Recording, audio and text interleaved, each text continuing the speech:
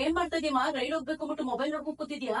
ಹ್ಞೂ ಕಣಮ್ಮ, ಎಲ್ಲ ರೆಡಿ ಆಗ್ಬಿಟ್ಟೆ. ಮೊಬೈಲ್ ಹೀಟ್ ಆಗಿ ಆಗಿ ಬ್ಯಾಟ್ರಿ ನಂತರ ಊದ್ಕೊಂಡ್ಬಿಟ್ಟದೆ ಕಣಮ್ಮ. ಸರ್ವಿಸ್ ಮಾಡಿಸ್ಬೇಕು ಅರ್ಜೆಂಟು.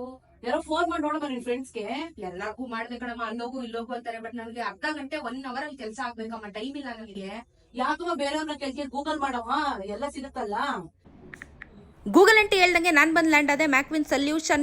ಊದಿರೋ ಬ್ಯಾಟ್ರಿನ ಸರಿ ಮಾಡಿಸ್ಕೊಳ್ಳೋಣ ಅಂತ ಬಂದೆ. ಆದ್ರೆ ಇವ್ರು ಮಾಡೋ ಸರ್ವಿಸ್ ನೋಡ್ಬಿಟ್ಟು ಖುಷಿ ಆಗ್ಬಿಟ್ಟು ಏನೇನ್ ಮಾಡ್ತಾರೆ ಗೊತ್ತಾ? Screen repair, battery replacement, water damage restoration, charging port fix, software troubleshoot, ಕಿತ್ತೋಗಿ ಒಡೆದೋಗಿ ಪೀಸ್ ಆಗಿರೋ ಫೋನ್ ತಗೊಂಬನ್ರಿ ಟಕ್ಕ ಅಂತ 1 ಗಂಟೆಲಿ ಸರ್ವಿಸ್ ಮಾಡಿ ಕೊಟ್ಬಿಡ್ತಾರೆ.